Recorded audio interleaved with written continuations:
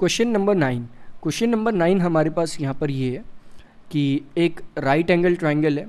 तो सबसे पहले हम एक राइट एंगल ट्रायंगल बना लेते हैं और उस अकॉर्डिंग ही इस क्वेश्चन को समझेंगे। लाइक हमारे पास एक राइट एंगल ट्रायंगल है, ट्रायंगल ए बी सी, और हमसे क्वेश्चन में ये कहा गया है कि ये राइट एंगल है बी पे, तो हमें पता है बी हमारा 90 डिग्री होगा। इसके बाद tan ए की जो वैल्यू है वो है 1/√3।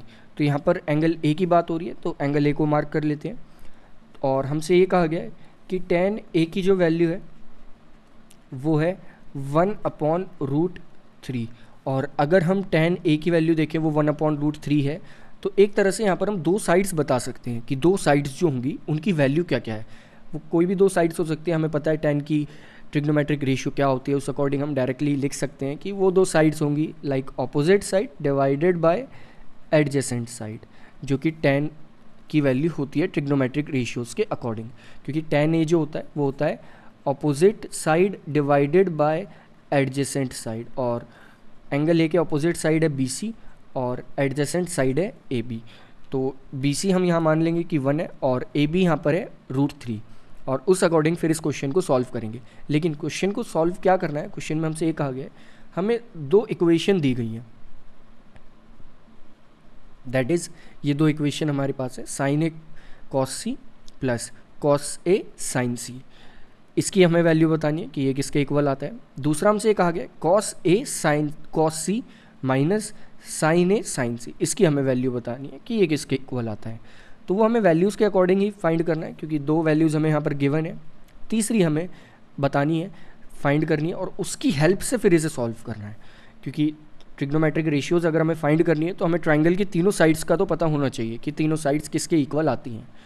तो थर्ड साइड हम बहुत easily that is Pythagoras theorem का यूज़ करके कैलकुलेट कर लेंगे। उस अकॉर्डिंग जो AC का स्क्वायर होगा वो होगा AB square plus BC square, और जब हम इसे सॉल्व करेंगे तो AC स्क्वायर हम कैलकुलेट करेंगे तो वो आएगा AC square equal AB square यहाँ पर होगा, तो AB स्क्वायर हम यहाँ पर लिख देंगे, वो आएगा equal 3 plus BC square equal होगा 1 के।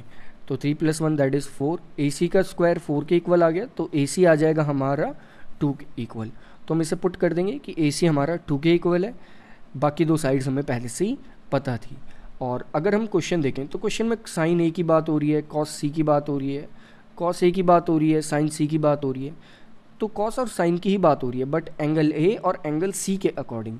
तो हम सबसे पहले 2-4 चीज़ें कैलकुलेट कर लेते हैं। लाइक हमें पता होना चाहिए कि sin A किसके इक्वल आता है और sin C किसके इक्वल आता है। इसके बाद दूसरी चीज़ हमें पता होनी चाहिए कि cos A किसके इक्वल आता है, नेक्स्ट cos C किसके इक्वल आता है। तो ये 4 वैल्यूज़ अगर हमें पता है तो हम क्वेश्चन बहुत जल्दी सॉल्व कर लेंगे।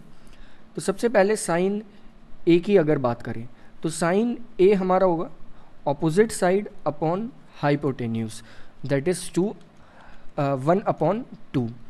नेक्स्ट sin C की बात करें तो sin C हमारे पास होगा, जब हम एंगल C को देखेंगे तो एंगल C के ऑपोजिट साइड ये है डिवाइडेड बाय हाइपोटेन्यूज इस राइट एंगल ट्रायंगल की अब भी 2 ही है, तो ये हो जाएगा √3 डिवाइडेड बाय 2। नेक्स्ट अगर हम cos A की बात करें तो cos A हमारा जो होगा वो होगा एक्चुअली में adjacent side divided by hypotenuse, जो कि आएगा हमारे पास √3 divided by 2। Next cos C को अगर देखें तो C अगर हम एंगल मानते हैं तो इसका एडजेसेंट है ये वाले side divided by hypotenuse, that is 1/2। तो ये हमारे पास एक्चुअली में 4 वैल्यूज़ आ चुकी हैं, जो 4 वैल्यूज़ हमें बतानी थी। sin A की वैल्यू हमारे पास आई है 1/2। नेक्स्ट अगर हम वैल्यू देखें तो cos A की वैल्यू हमारे पास आई है √3/2। sin C की वैल्यू हमारे पास आई है √3/2। इसके बाद दूसरी वैल्यू देखें तो वो वैल्यू है हमारे पास cos C की वैल्यू आई है हमारे पास 1/2। तो ये दो आपस में वैल्यूज़ आ गई हैं कॉम्बिनेशन में। अब हम इन वैल्यूज़ को यहाँ पर डायरेक्टली पुट कर देंगे इस क्वेश्चन में जो हमारे पास यहाँ पर क्वेश्चन गिवन है। तो स्टार्ट करते हैं। सबसे पहले क्वेश्चन का फर्स्ट पार्ट सॉल्व करना स्टार्ट करते हैं।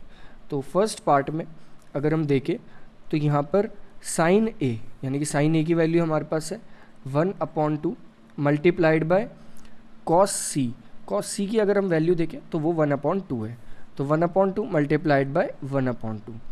तो ये दोनों वैल्यूज़ एक ही हैं, तो इनका स्क्वायर हो जाएगा, that is 1/2 multiplied bye 1/2 minus, नहीं माइनस यहाँ पर प्लस है, प्लस कॉस ए।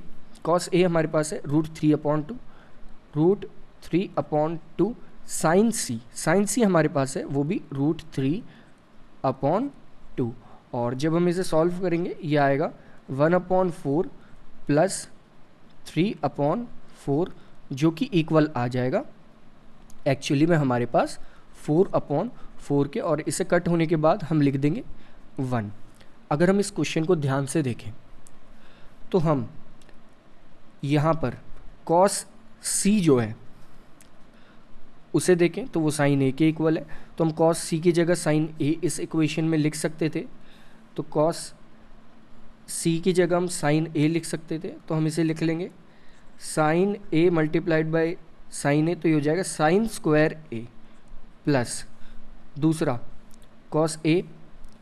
और अगर हम कॉस ए को देखें तो वो किसके इक्वल है, वो साइन सी के इक्वल है। दूसरा हम साइन सी की जगह यानी कि इसकी जगह कॉस ए लिख सकते थे, तो यहाँ पर 2 कॉस ए आ जाएंगे, cos A multiplied by cos A, तो ये बन जाएगा कॉस स्क्वायर ए। और इसकी वैल्यू किसके इक्वल आई है, 1 के। ये भी एक बहुत इंपॉर्टेंट आइडेंटिटी है जिसका हम आगे यूज़ करेंगे, लेकिन एक्चुअली में इस क्वेश्चन में हमें यही आइडेंटिटी सिखाई जानी है कि ये आइडेंटिटी क्या होती है और कैसे ये आइडेंटिटीज़ आ पाती हैं।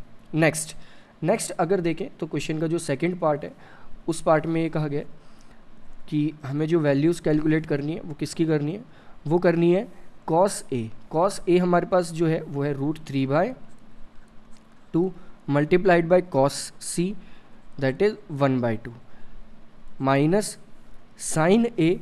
साइन ए हमारे पास यहाँ पे 1/2 मल्टीप्लाइड बाय साइन सी, जिसकी वैल्यू हमारे पास आई है √3/2।